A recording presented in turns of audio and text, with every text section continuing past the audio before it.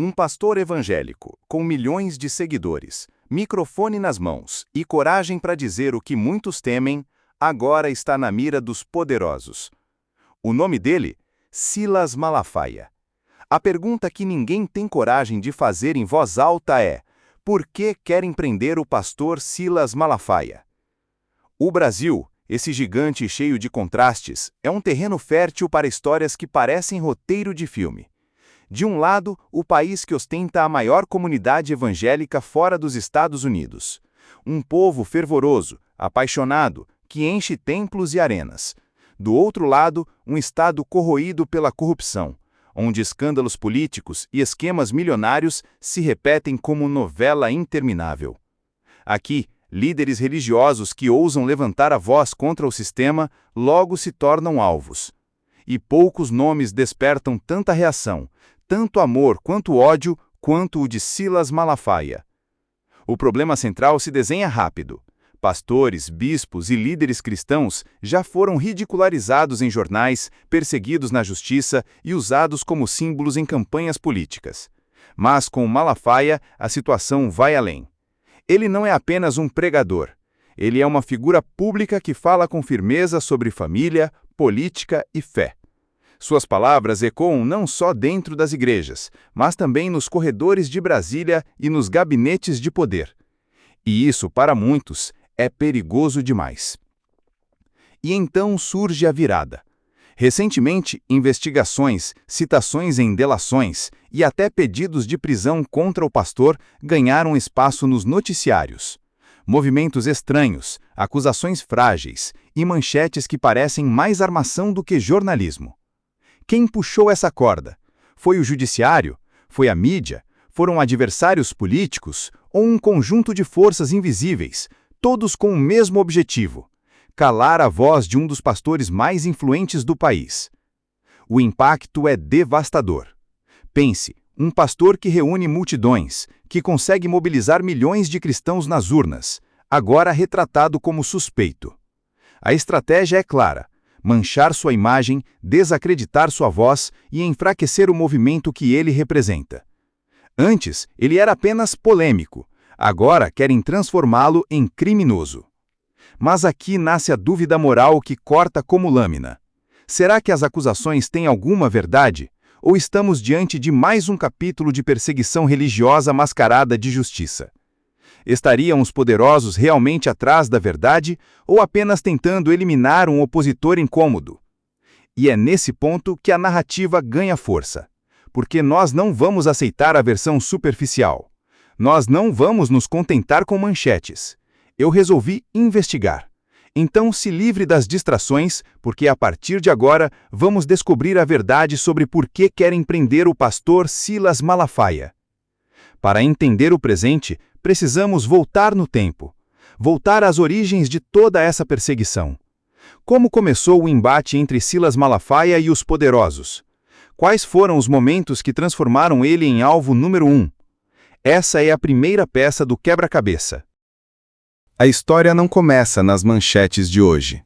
Para entender por que querem prender o pastor Silas Malafaia, precisamos voltar no tempo. O embate entre fé e poder político no Brasil tem raízes profundas. Desde que Malafaia deixou de ser apenas um pregador e se tornou também uma voz política, sua trajetória passou a incomodar muita gente. Ainda nos anos 90, ele já falava contra leis que iam contra a visão cristã de família. Mais tarde, quando o movimento evangélico cresceu em força e votos, Malafaia se tornou um dos porta-vozes mais visíveis de uma multidão que já não podia mais ser ignorada. E é aí que o conflito começa. Quando um pastor reúne multidões, ele deixa de ser visto apenas como líder religioso, passa a ser visto como uma ameaça. Malafaia não apenas prega, ele denuncia. Critica políticos corruptos, expõe o jogo de interesses e, no Brasil, quem mexe com os donos do poder sempre paga o preço.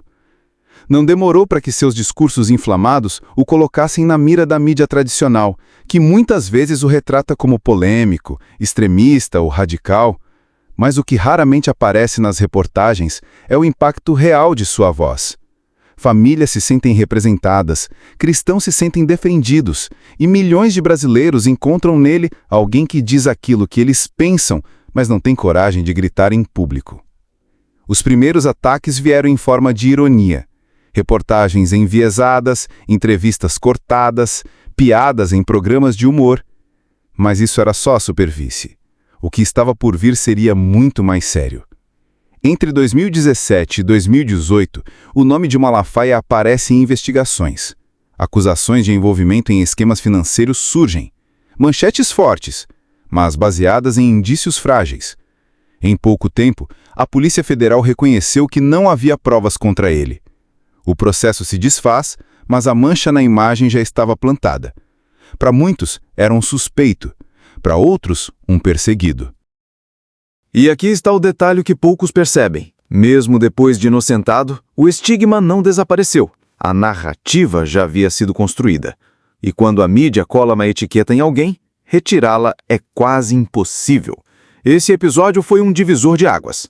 A partir daí, cada movimento do pastor passou a ser analisado com lupa. Cada frase, cada posicionamento transformados em munição contra ele. Mas a perseguição não parou por aí. Com a ascensão dos evangélicos no cenário político, especialmente durante governos que contaram com apoio massivo desse grupo, Malafaia se tornou ainda mais influente. Ele não era só um pregador, era conselheiro, era voz ativa nas eleições, era presença em Brasília, e isso fez os adversários aumentarem o tom. Não era mais apenas sobre religião, era sobre poder. O que está em jogo aqui é muito maior do que a figura de um homem. A questão é, se eles conseguirem calar Silas Malafaia, estarão enviando uma mensagem clara a todos os líderes cristãos do Brasil. Não se envolvam. Não desafiem o sistema. Se fizerem isso, vão acabar como ele. O conflito se intensifica. A cada fala polêmica, novos pedidos de investigação. A cada aparição pública, novos ataques na mídia. O pastor se defende, enfrenta, contra-ataca. Mas a pergunta que ecoa é perturbadora. Até onde os poderosos estão dispostos a ir para silenciar sua voz? E agora, chegamos ao momento decisivo. Os movimentos mais recentes não são apenas acusações vazias. Há tentativas reais de prisão, de enquadrá-lo criminalmente, de tirá-lo de cena de uma vez por todas. Mas será que esse é o fim da linha para o pastor? Ou será que essa perseguição vai revelar algo ainda maior sobre o jogo de forças no Brasil? Chegamos ao ponto mais tenso dessa investigação. Os poderosos querem prender o pastor Silas Malafaia. Mas por quê? Qual a verdadeira motivação por trás dessa caçada? Para entender, precisamos olhar para o tabuleiro político e religioso do Brasil. De um lado, há um movimento crescente, milhões de cristãos se levantando, votando, ocupando espaço, influenciando decisões. Do outro, há forças que preferem manter o status quo, onde apenas a elite política e midiática define os rumos da nação. Nesse jogo, Malafaia não é apenas mais um pastor, ele é um símbolo, um porta-voz incômodo demais para ser ignorado. E é justamente por isso que as tentativas de calar sua voz se intensificam. O padrão se repete. Acusação sem provas sólidas, manchete sensacionalista, investigação que não resulta em condenação. Mas a narrativa está lá, pronta para ser usada contra ele. É como se dissessem, não precisamos provar nada, basta espalhar a dúvida. E aqui está o detalhe mais perturbador. A dúvida é uma arma mais poderosa do que a própria condenação, porque ela corrói silenciosamente. Ela planta a ideia de que, talvez, haja algo errado. Mas há também a grande virada que poucos percebem. Cada ataque contra Malafaia não o enfraquece. Pelo contrário, ele se torna ainda mais conhecido, ainda mais seguido, ainda mais respeitado por aqueles que o veem como vítima de uma perseguição sem precedentes. O que parecia ser um golpe mortal acaba se transformando em combustível para seu movimento. O antes e o depois é visível. Antes ele era apenas um pastor conhecido. Hoje é visto por muitos como um guerreiro que enfrenta gigantes. E é aqui que surge a questão moral que não pode ser ignorada. Será que tudo isso não passa de perseguição religiosa travestida de justiça? Até onde vai a liberdade de expressão de um líder cristão no Brasil? E mais, o que acontece com uma nação quando aqueles que defendem valores tradicionais passam a ser tratados como criminosos? Essas perguntas não têm respostas fáceis, mas elas precisam ser feitas, porque, no fundo, o que está em jogo não é apenas o futuro de um pastor, mas o futuro da liberdade de milhões de brasileiros que pensam como ele. O clímax dessa história é claro. Não querem apenas prender Silas Malafaia, querem calar o movimento, querem intimidar uma geração inteira de cristãos que ousa levantar a voz contra a corrupção, contra leis injustas, contra a tentativa de impor uma ideologia única. Mas será que vão conseguir? Ou será que essa perseguição vai justamente fortalecer ainda mais aquilo que tentam destruir? E é nesse ponto que a investigação se encerra, mas não a história.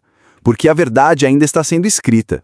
Eu mergulhei nesse tema e percebi que cada acusação contra Malafaia revela algo maior: o medo que os poderosos têm de perder o controle. A pergunta que fica para você que acompanha essa investigação é direta.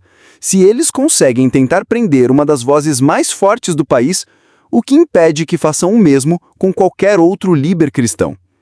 Então se prepare, porque essa não é apenas a história de um pastor. É a história de um país em conflito. É a história da luta entre fé e poder. E talvez a verdadeira resposta para a pergunta por que querem prender o pastor Silas Malafaia seja simples, mas assustadora. Porque ele não se cala.